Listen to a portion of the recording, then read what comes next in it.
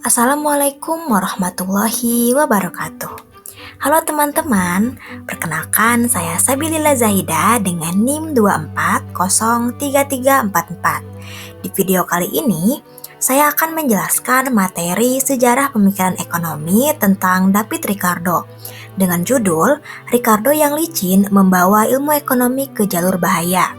Video ini merupakan video dari ujian akhir semester dengan dosen pengampu Bapak Yana Rohmana SPD MSI, dan video ini juga merupakan video lanjutan dari Ayu Alina.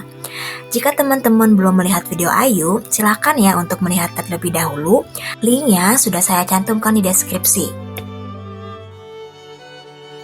Di sini saya akan menjelaskan tentang kehidupan dari David Ricardo pada saat pensiun, berpolitik, dan juga kematiannya.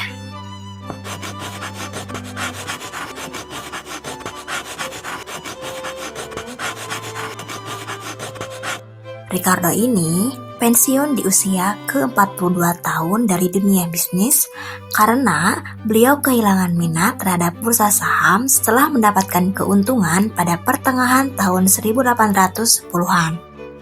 Beliau menjadi seorang tuan tanah dengan membeli sebuah perkebunan, dan di tempat tersebut beliau sering melakukan pertemuan bersama para intelektual.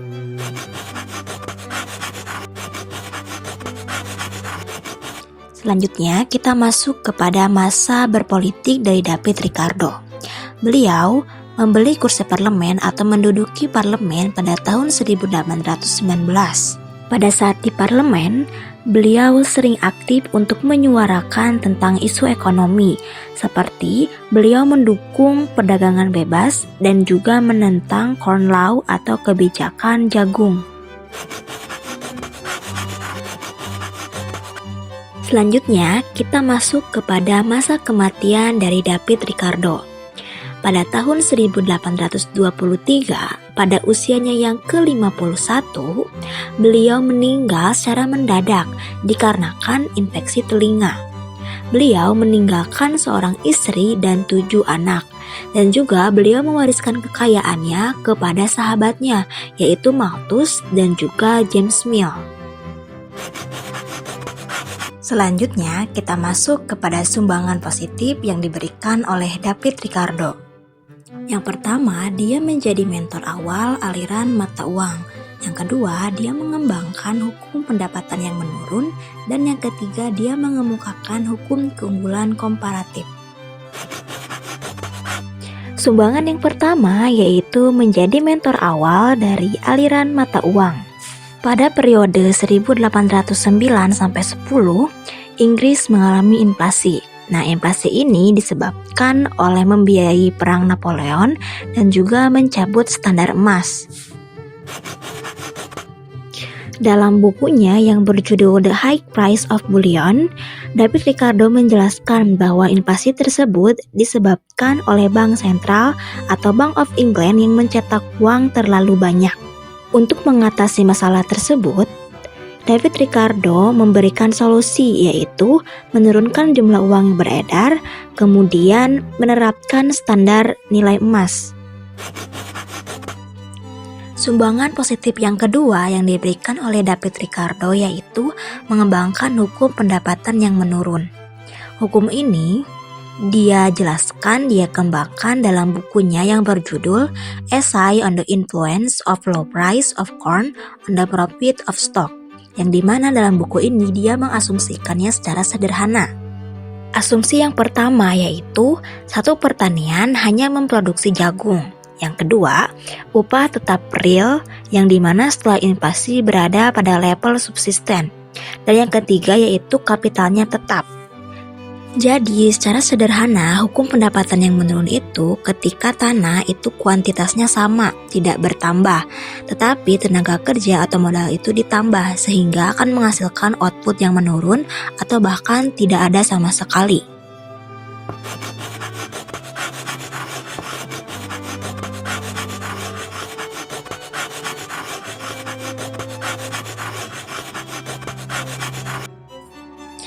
Yang ketiga yaitu mengemukakan hukum keunggulan komparatif. Hukum keunggulan komparatif itu menyatakan bahwa perdagangan bebas akan menguntungkan kedua belah pihak dan akan membuat suatu negara itu melakukan spesialisasi meskipun suatu negara memiliki keuntungan yang absolut dalam produk tertentu. Kita dapat lihat dari contoh Inggris dan juga Portugal. Kita lihat sebelum melakukan spesialisasi, output total dari Inggris dan Portugal itu hanya 4 unit. 2 unit dari pakaian dan 2 unit dari anggur. Tapi setelah melakukan spesialisasi, output total dari Inggris dan Portugal itu menambah jadi 1,5 unit. 1 dari pakaian dan setengah dari anggur. Kita dapat lihat bahwa Portugal itu memiliki keuntungan yang absolut di kedua produk, dari pakaian dan juga anggur. Pengamat yang tidak teliti mungkin menyimpulkan bahwa Portugal tidak akan mendapatkan keuntungan jika hanya berspesialisasi pada satu produk dan melakukan perdagangan dengan Inggris. Tetapi, Ricardo dengan cerdas menunjukkan bahwa spesialisasi dan perdagangan bebas itu adalah menguntungkan. Jadi, Ricardo membuat temuan yang luar biasa, yaitu perdagangan antar kedua negara akan menaikkan output total. Bahkan ketika satu negara itu memiliki keuntungan absolut di atas negara lain. Saya cukupkan video tentang David Ricardo. Terima kasih karena telah menonton video ini. Jika teman-teman ingin tahu kelanjutan dari David Ricardo, teman-teman boleh lihat videonya dari Caitra. Untuk link videonya sudah saya tulis di kolom deskripsi. Akhir kata, wassalamualaikum warahmatullahi wabarakatuh.